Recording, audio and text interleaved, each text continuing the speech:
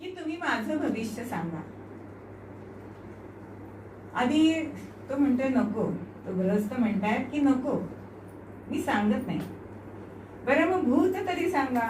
माझं आधी काय झालंय, हुरमुळे ज्योतिषी असतात ना, ते सांगत असतात तुम्ही ना सगळ्यांचं सगळं केलंय, म्हणजे असं मोघम सांगत असतात, पण कोणालाही त्याची किंमत नाही. अहो असं सगळं सगळं सांगतात.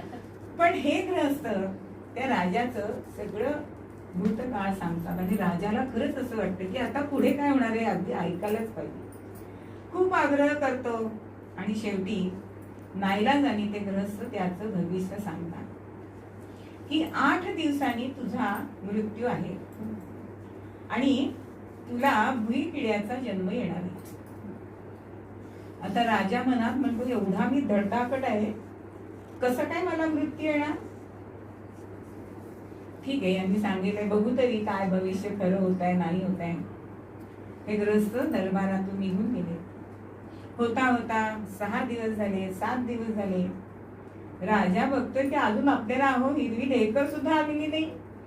कुठे शिंक नाही, खोकला नाही, सर्दी नाही, कुठलीही लक्षणं आजाराची नाही. आणि ह्या ग्रस्तांनी आपलं हे काय भविष्य सांगितलं. होता होता 7वा दिवस उजाडलाय, जो त्याचा मरण काळ होता. त्या दिवशी सकाळी राजपुत्राला जवळ बोलवलंय आणि सांगतोय की त्या सद्ग्रस्तांनी माझं भविष्य सांगितलंय की तुला भुईकिड्याचा जन्म येईल.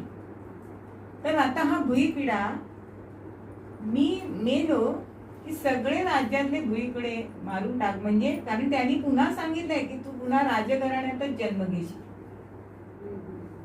त्यामुळे त्या योनीतनं तू मला मारून टाकलं, सगळे किडे मारलेस की माझा तो जन्म संपेल आणि मी पुन्हा राजघराण्यामध्ये जन्माला येईल. आता वडिलांची आज्ञा हा हो म्हणतो आणि खरंच संध्याकाळच्या वेळेला त्याला अतिशय अशी रक्ताची उलटी झाली आणि तो राजा गतप्राण झाला.